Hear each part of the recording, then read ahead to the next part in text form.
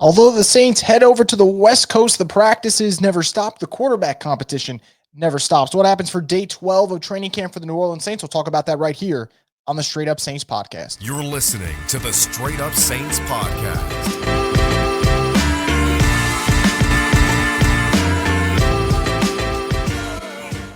What is up, Who Dat Nation? Welcome inside another edition of the Straight Up Saints podcast. I'm your host, Chris Vogel, and as always, the Straight Up Saints podcast is brought to you by Scott McNair Injury Lawyers. If you've been injured in any kind of accident, car, truck, 18-wheeler, hurt offshore, Scott McNair handles it all. You give him a call at 504-500-1111 for a free consultation. They'll always fight for the win. The Saints are getting ready for their preseason opener against the Los Angeles Chargers, which is this Sunday. Should be a really, really fun matchup. Obviously, this is one of the more exciting preseasons in a while for us Saints fans because of the uncertainty and the unknown going into it, right? New head coach in Kellen Moore. We don't know who the hell is going to be their quarterback, which means we're going to get this competition, and there's no hiding it. There's no closed practices. There's no, 11 on 11, 7 on 7s, workouts behind the scenes. None of that. It's all in front of your face. You get to make your assumptions. You get to see which players shine bright. And this isn't just for the quarterbacks, right? There's so many competitions. I think the cornerback room has been really, really competitive for the Saints. Who's going to be the third linebacker? That's something I've talked about for the last couple of days now. The tight end room behind Juwan Johnson, the wide receiver battle for that fourth spot behind Brandon Cooks, running back who's going to be the guy behind Alvin Kamara. A lot of positional battles to watch, and I'm excited for that. And like I said, like preseason, you can't hide that stuff. I remember last year, so much talk about Jake Haener and Spencer Rattler and who be QB2, and at the end of the day, Rattler looked like the better quarterback in those battles. So, look, I'm excited about preseason. I'm excited that football's back. I'm excited to see the Saints out there. I know everyone's going to say, you say that now, but if they lose a bunch of games, it'll happen. Yeah, all right, we'll figure that out. But I don't want to be a negative Nancy right now. I want to be excited about this team. So let's get into it. Let's talk about day 12 of training camp for the Saints out on the West Coast in LA, practicing, getting ready for that game against the Chargers. Tyler Shuck ran with the ones today, Rattler with the twos. Going to read off the statistics real quick, courtesy of Mike Triplett, who obviously, if you guys aren't aware, dude's the best. I mean, dude's fantastic what he does for New Orleans football. Here's the statistics from Mike Triplett. Shough was 8 of 15 with 1 touchdown and some incompletions, but there were good throws, including a near touchdown to Bub Memes with the twos and 2 passes to Chris Olave that they were broken up by Kool-Aid and Elandon Taylor. Rattler was 8 of 11, 4 of 5 with 2 touchdowns and when he was near the goal line. So 4 of 5 with 2 touchdowns near the goal line, which is great to see. Obviously, that's where you want to get your good work in the red zone.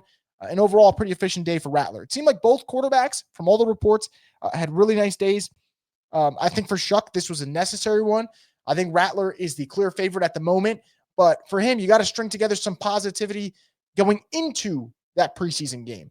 And it seems like that was the case. Both quarterbacks today did their thing. Shough, though, with the ones, which I would imagine either next time around you go to Rattler, or maybe you're just riding it out with Shough as QB1 for this week, and Rattler will be QB1 the following week, going for that preseason game. But I imagine the Saints will kind of do one of those little switcheroos with their quarterback. So far, so good.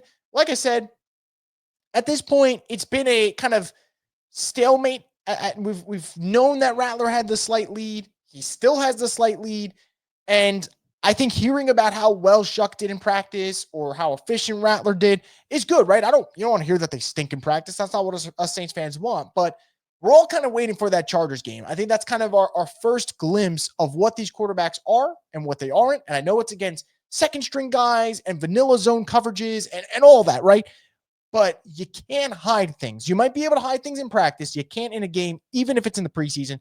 And I'm excited to see what Shough and Rattler bring to the table on Sunday against the Chargers. So it's not just about the quarterbacks. Like I mentioned, there's so many other things to talk about. So let's get through some guys that are struggling, playing well. Let's go through all of it. One observation I made so far, a lot of Saints fans really wanted this to be the summer where Bub Memes takes that next step. And there's still time for Bub Memes to do that. Bub Memes could be that type of player that, in the games plays well. I think of A.T. Perry a couple of years ago. Remember, A.T. Perry, you'd hear, oh, he was terrible in practice. And then the games would come on in the preseason and he'd look great. That might be the case for Bub Memes. I hope for his case that is the case. So I've noticed his camp has not been what fans wanted it to be.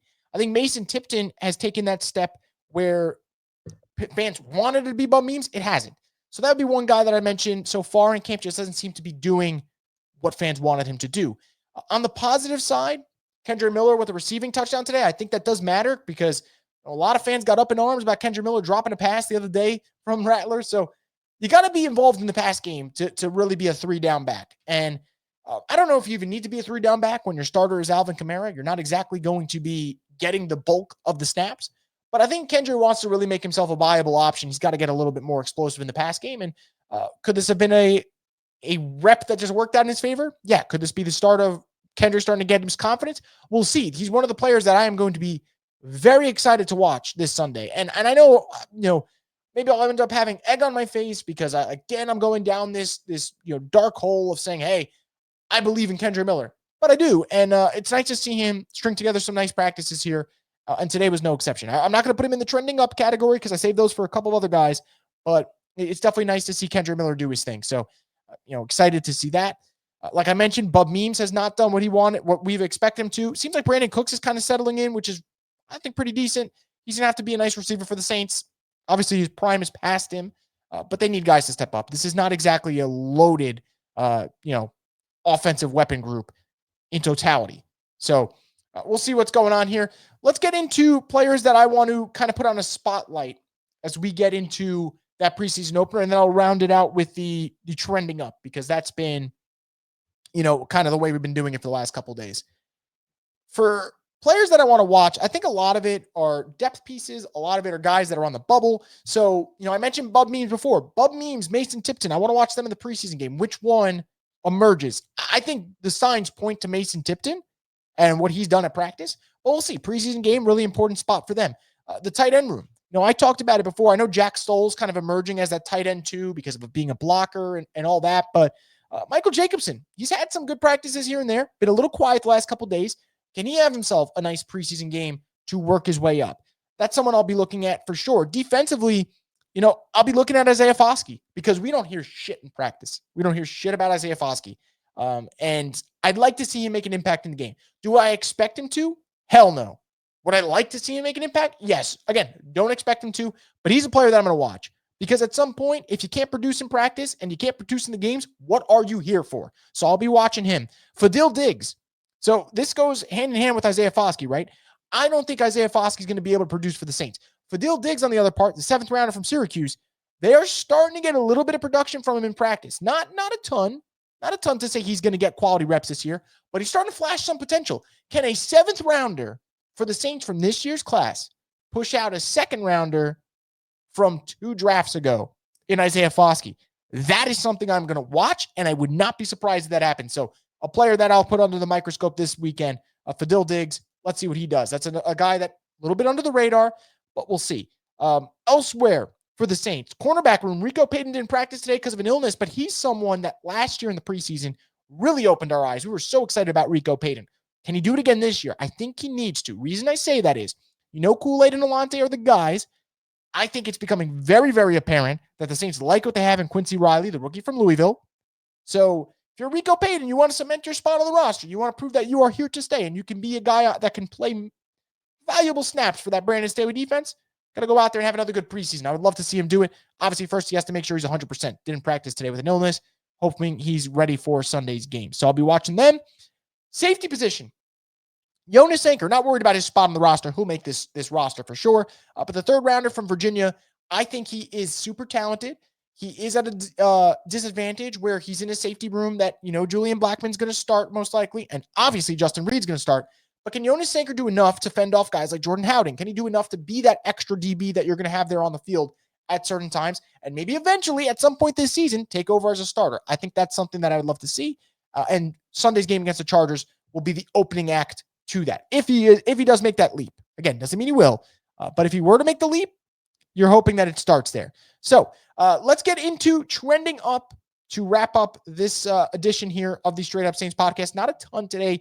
Obviously, Saints are, you're not going full throttle like the 126 snap scrimmage they had. You got a Sunday game. You cannot exactly go pedal to the metal beforehand. But some categories to get through. So let's start off with Jalen Ford, linebacker from Texas. I keep mentioning it, guys. I'm going to say it again. This linebacker group looked to be the weakness of this team. One of the weaknesses of this team outside of DeMario and Pete, because you're like, well, where's the depth? And so far this training camp, we've had a couple of days where Danny Stutzman stepped up. We had a couple of days where Nephi Sewell stepped up. And now today, big day for Jalen Ford. And I think what's so fascinating about all these players is you obviously got a guy in Danny Stutzman who you drafted this year in the 4th round out of Oklahoma. You got Jalen Ford last year you took from Texas in the 5th round. So you got another player there that, all right, he's been in the building for a year now, and you invested some draft capital in him. And then obviously Nephi Sewell, who, although the Saints did not draft him, he's been around, still in his mid-20s, still a younger player. They've had him in the building. I think it's going to be fun to watch. So when Jalen Ford has his day, it's kind of like one of those kind of back and forth competitions, but we got 3 competitors in the mix to be that 3rd linebacker. So Jalen Ford entering the mix, I think this just puts a little bit more excitement around the preseason game to see what these 3 guys can do at the linebacker spot. So shout out to Jalen Ford. He did his thing.